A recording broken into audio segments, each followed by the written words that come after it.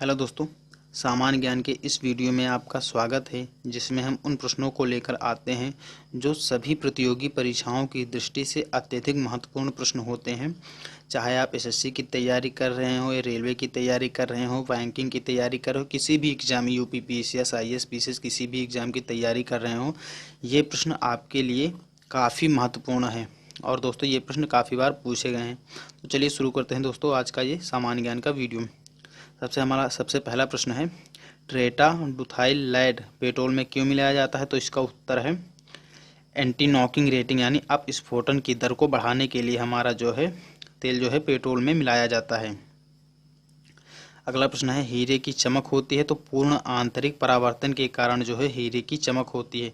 अगला प्रश्न है दोस्तों, आपेक्षिक आर्द्रता यानी रिलेटिव ह्यूमिडिटी नापी जाती है? तो इसका उत्तर है हाइग्रोमीटर में से जो है ये नापी जाती है। हाइग्रोमीटर से जो है ये नापी जाती है। अगला प्रश्न है दोस्तों, रेटिना पर बनने वाला प्रतिबिंब होता है, यानी रेटिना पर बनने वाला प्रतिबिंब होता है तो वास्तविक भी होता है, उल्टा भी होता है तथा वस्तु से छोटा होता है। हमारा अगला प्रश्न है, पोलियो का टीका सर्वप्रथम किसने तैयार किया? यानी पोलियो जो है एक बीमारी है, तो इसका जो टीका यानी वैक्सीन किसने तैयार किया? तो सर्वप्रथम इसके जो पोलियो की वैक्सीन है, इसको जोन्स साल्क ने जो है तैयार की है पोलियो की वैक्सीन। दोस्तों, हमारा अगला प्रश्न है, गोबर गैस का मुख्य संघटक क्या है? गोबर गैस जो है होती है हमारी, उसका मुख्य संघटक क्या है? तो ये मीथेन है। दोस्तों, यहाँ पर याद रखने वाली बात यह है कि जो मीथेन है, ये जो हमारा है यानी जो धान का खेत होता है, ये मीथेन गैस धान के खेत में सबसे ज़्यादा पाई जाती है। कहाँ सबसे ज़्यादा पाई जाती है? तो जो धान का खेत जो कट जाता है उसमें जो है एक गंध आती है, तो धान के खेत से एक गंध आती है, वो दोस्तों हमारा मीथेन होता है। हमारा दोस्तों अगला प्रश्न है, हरे पौधों में प्रकाश संश्लेषण की इकाई क्या कहलाती है? यानी जो हरे पौधे हैं उनमें प्रकाश संश्लेषण की इकाई क्या कहलाती है? तो क्वांटोसोम, यानी हरे पौधों में प्रकाश संश्लेषण की इकाई जो है कहलाती है वो क्वांटोसोम कहलाती है। हमारा अगला प्रश्न है दोस्तों, न्यूटन किलोग्राम किस भौतिक राशि का मात्रक है? यानी न्यूटन जो है यानी किलोग्राम किस भौतिक राशि का मात्रक है? तो ये त्वरण, एक्सेलरेशन यानी त्वरण का मात्रक है। हमारा अगला प्रश्न है दोस्तों,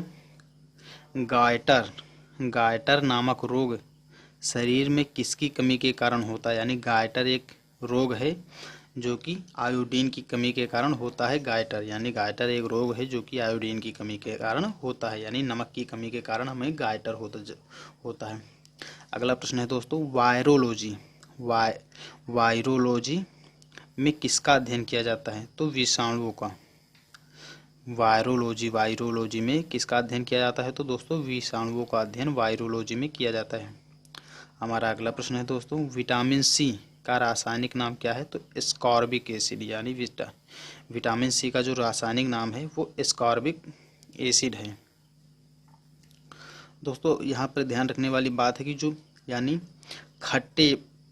खट्टे यानी फल होते हैं, जैसे हमारा हो गया आंवला हो गया, हमारा संतरा हो गया, हमारा नींबू हो गया, तो दोस्तों इनमें जो है सबसे अधिक मात्रा में विटामिन सी जो है पाया जाता है।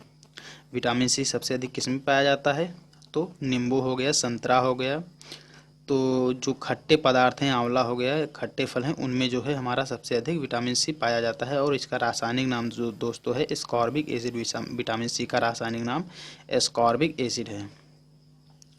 हमारा अगला प्रश्न है दोस्तों, सामान्य व्यक्ति का अनुशीलक रक्तदाब कितना होता है? सामान्य व्यक्ति का अनुशीलक यानी डियस्टोलिक रक्तदाब कितना होता है? तो 80 मिमी पारे के बराबर होता है सामान्य व्यक्ति का अनुशीलक रक्तदाब। हमारा अगला प्रश्न है दोस्तों, श्वेत प्रकाश के प्रिज्म द्वारा बने वर्णक्रम में किस रंग का विचलन सबसे अधिक होता है? यानी श्वेत प्रकाश के प्रिज्म द्वारा बने वर्णक्रम में किस रंग का विचलन सबसे अधिक होता है? तो बैगनी रंग का जो है विचरण जो है सबसे अधिक होता है।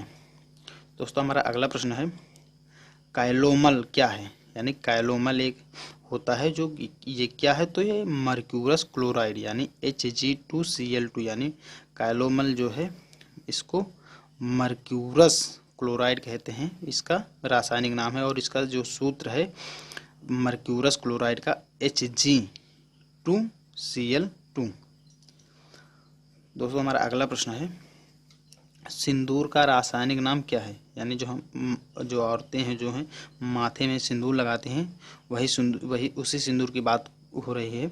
तो सिंदूर का रासायनिक नाम क्या है? तो मर्क्यूरिक सल्फाइड, इसका सूत्र है HgS। अगला प्रश्न है दोस्तों, झूठा सोना यानी फॉल्स गोल्ड क्या कहलाता है? यानी झूठा सोना किसे कहते हैं? तो प्रकृति में पाया जाने वाला आयरन सल्फाइड अथवा आयरन पाइराइट्स, यानी प्रकृति में पाया जाने वाला आयरन सल्फाइड अथवा आयरन पाइराइट्स, ये झूठा सोना है। हमारा अगला प्रश्न है दोस्तों, पेनक्रियाटिक जूस में पाया जाने वाला एंजाइम है, यानी पेनक्रियाटिक जूस में पाया जाने वाला जो हमारा एंजाइम है उसको कहते हैं ट्रिप्सिन एंजाइम, यानी पेनक्रियाटिक जूस में पाया जाने वाला एंजाइम जो है हमारा ट्रिप्सिन एंजाइम है।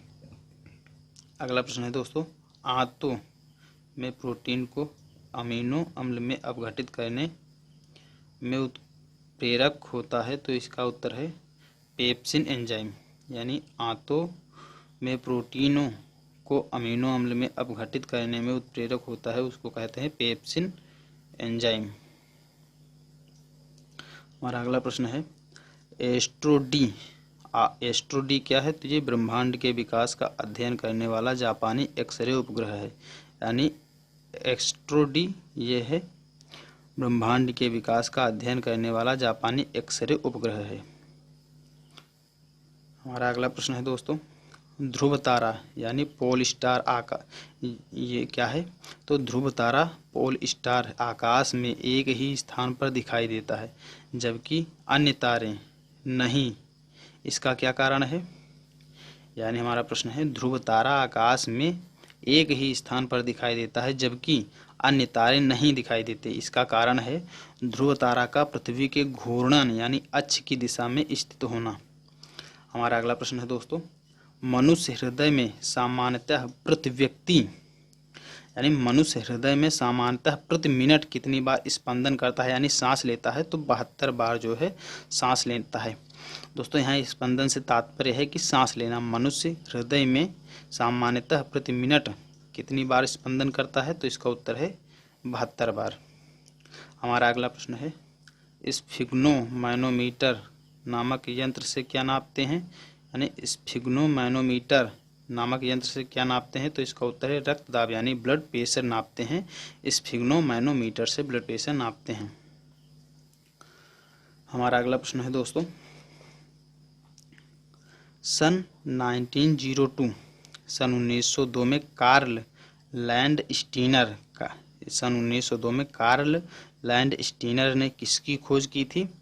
तो रक्त समूह की खोज की थी, यानी ब्लड ग्रुप की खोज किसने की थी? तो कार्ल लैंडस्टीनर ने रक्त समूह यानी ब्लड ग्रुप की खोज किसने की थी? कार्ल लैंडस्टीनर ने 1902 में। हमारा अगला प्रश्न है दोस्तों, समुद्र का जल नीला क्यों दिखाई देता है? तो इसका उत्तर है जल के कणों द्वारा प्रकाश के विकिरण के कारण, यानी जो समुद्र होता है उसका जल जो है नीला होता है। इसका एक कारण है क्योंकि ये जल के कणों द्वारा प्रकाश के विकिरण के कारण समुद्र का जल नीला दिखाई देता है। हमारा अगला प्रश्न है दोस्तों, प्रोटीन किस गैस का प्रमुख यौगिक है? जो प्रोटीन होता है ये किस गैस का प्रमुख यौगिक है? तो ये नाइट्रोजन, यानी प्रोटीन जो है नाइट्रोजन गैस का प्रमुख यौगिक है। हमारा अगला प्रश्न है दोस्तों, इथोलॉजी में किसका अध्ययन किया जाता है?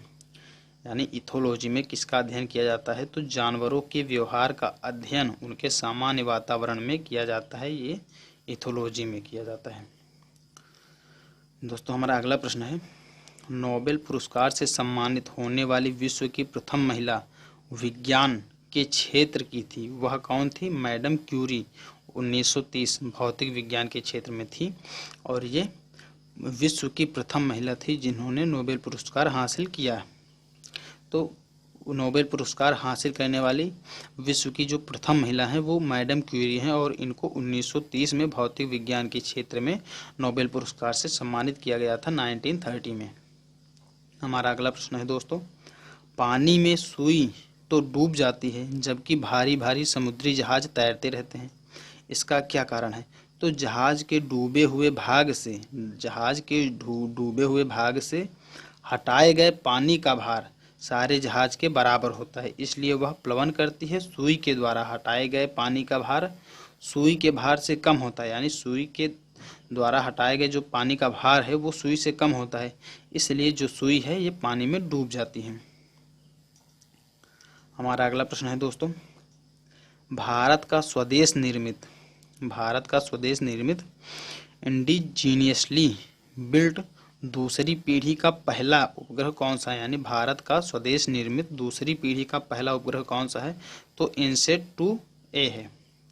यानी इनसेट 2A जो है ये भारत का स्वदेश निर्मित दूसरी पीढ़ी का पहला जो है उपग्रह है।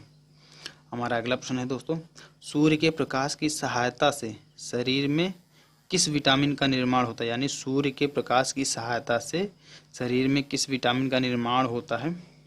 तो इसका दोस्तों उत्तर है विटामिन डी का।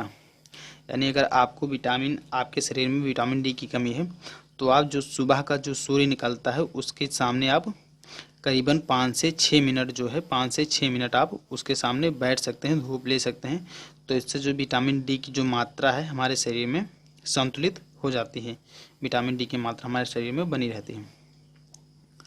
अगला प्रश्न दोस्तों है हमारा, हैली पुच्छल तारा हैलीज कॉमेट यानी हैली पुच्छल तारा प्रति कितने वर्ष बाद दिखाई देता है? तो 76 वर्ष बाद जो है हैली पुच्छल तारा जो है हमारा दिखाई देता है। हमारा अगला प्रश्न है दोस्तों, किन तरंगों की सहायता से चमगादड़ें रात में सुरक्षित उड़ती हैं? यानी कौन सी वो तरंगे हैं जिनसे चमगादड़ जो है रात में सुरक्षित रूप से उड़ सकते हैं? तो ये पराश्रव्य तरंगे हैं, यानी पराश्रव्य अल्ट्रासोनिक तरंगों की सहायता से यानी पराश्रव्य तरंगों की सहायता से जो है चमगादड़ जो है रात में सुरक्षित उड़ सकते हैं।